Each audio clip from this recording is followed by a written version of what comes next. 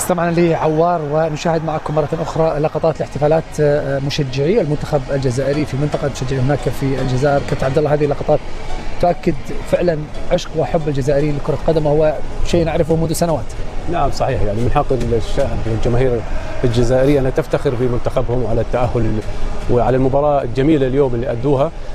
دائما الجماهير الجزائرية عاشقة لكرة القدم ومساندة لمنتخب بلدها بكل قوة وشراسة. هذا هو الجماهير الجزائرية، دائما هي شرسة. عندما يفوز المنتخب تفرح، وعندما يخسر الكابتن رفيق هو عارف انهم يعني شرسين جدا، ولكن من حبهم لمنتخبهم ويستحقوا الفرحة اليوم بعد المباراة. بس اليوم كابتن بعد 6 مباريات في هذه المجموعة، ألا تعتقد بأن هذه المجموعة أكدت بأنها واحدة من المجموعات القوية، وبالتالي خروج الأردن من الدور الأول إلى حد ما مقبول مع هذه النتائج، مع قوة المنتخبات الثلاثة التي وقعت مع الأردن في المجموعة؟ ال3 منتخبات تأهلت في مجموعة الأردن. أنا يعني باعتقادي أنه مقبول وجيد، يوصل لمرحلة جيد، إنه ما عمل فيه ومنطقية النتائج كابتن على خبرة المنتخبات وجودة اللاعبين في المنتخبات الثلاثة الأخرى. خلينا نكون واقعيين أخوي محمد، يعني احنا اليوم أول مشاركة، واليوم أنت تلعب أمام الأرجنتين وأمام النمسا وأمام الجزائر التي تفوق الأردن خبرة وتأهلت جميعها لكأس العالم ومنها بطل العالم. اليوم أنا مثل ما تكلمت، يعني اليوم هذه المشاركة لازم يبنى عليها للمستقبل. هذه المشاركة لا يجب أن تمر مرور الكرام. اليوم الكابتن جمال السلامي هو مدرب المنتخب لغاية 2027، أمامه يعني 6 شهور لتصحيح الأخطاء في كأس آسيا. اليوم المنتخب واللاعبين والجماهير والنقاد والاتحاد كانوا بدهم يعني مشاركة مشرفة بكأس العالم، ولكن القادم صعب على الكابتن جمال السلامي لأنه مطالب بكأس آسيا، ومن حق الاتحاد وصل مباراة نهائية، وصل للنهائي، ومن حق الاتحاد لما وقع مع الكابتن جمال السلامي كان من الشروط الوصول لكأس العالم وإحراز كأس آسيا. فالأمر مش سهل. الكابتن جمال عمل كبير يجب أن يقوم فيه الكابتن جمال من أمور فنية، ومن مراجعة الأمور التكتيكية، وأيضا منها التبديلات، وأيضا بعض عناصر لاعبي المنتخب. وهي كرة القدم، نتعلم دائما، نتعلم منها، نتعلم من أخطائنا. فأنا بالنسبة لي وأنا شايف يعني الشارع الرياضي الأردني وحتى الرياضيين بالأردن يعني راضيين كل الرضا عن المنتخب، لأنه عارفين أنه إن شاء الله بالمستقبل راح يكون المنتخب أفضل من مشاركته بكأس العالم وخبرته بكأس العالم والمحفل الكبير والحدث الكبير اللي كانوا موجودين في المنتخب. طبعا أكيد كابتن طموح كان كبير، لكن ما شاهدنا في هذا المونديال جميل من المنتخب، التفاعل، الجمهور، هذه الاحتفالات، الجماهير الأردنية. المنتخب الأردني عيش الجمهور الأردني صراحة أيام جميلة، ابتداء من المشاركة في كأس آسيا، ثم كأس العالم، ثم التأهل إلى كأس العالم، ثم مشاهدة المنتخب يواجه أعتى الفرق في كرة القدم العالمية في كأس العالم. عشان هيك احنا بنقول هذا الجيل أفضل جيل مر على تاريخ الكرة الأردنية. يعني 3 بطولات كانت الجماهير عايشة أيام جميلة ولحظات جميلة.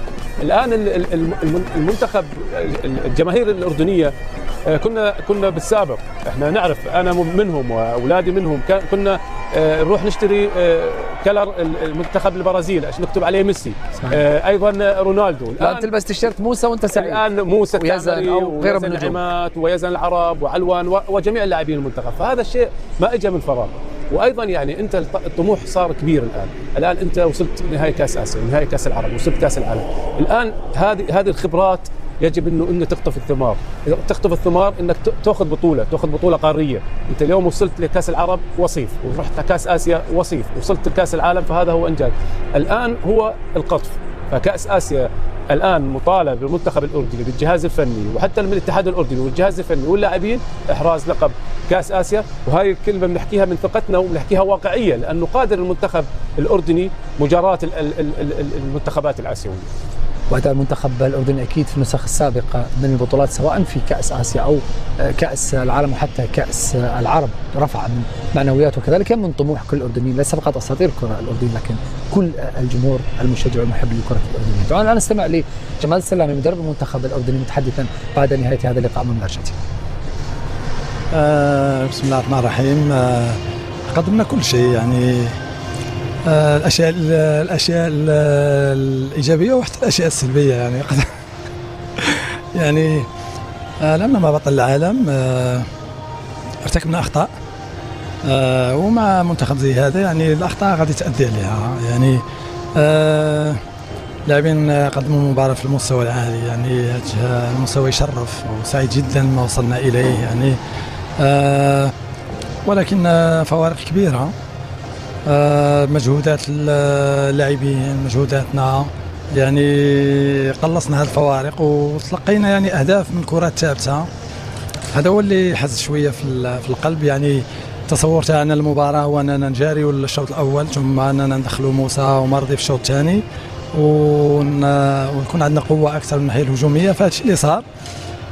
اظن انه الهدف الثالث يعني قله خبره وتجربه، خاصه حكينا على ان المنتخب الارجنتيني عنده لاعبين لما تعطيهم ضربه خطا على 20 متر زي ضربه جزاء، وبالتالي تنظر بان الهدف الثالث اثر على سير المباراه، لان كنا داخلين بشكل جيد كنا قراب يعني من اننا نسجلوا، ولكن كتجربه اولى يعني اللاعبين ما يمكن الا اننا نشيدوا بالعطاء تاعهم والمستوى اللي قدموه، يعني فخر الاردن هذا الجيل هذا. هل على المستوى الشخصي هل أنت راض على أداء اللاعبين عموما؟ يعني هل كل اللاعبين أدوا ما عليهم في هذه البطولة؟ هل كانوا على حسب التوقعات اللي كنت تنتظرها أنت شخصيا؟ يعني أنا شخصيا دوري هو أن نلقى الأعذار للاعبين. يعني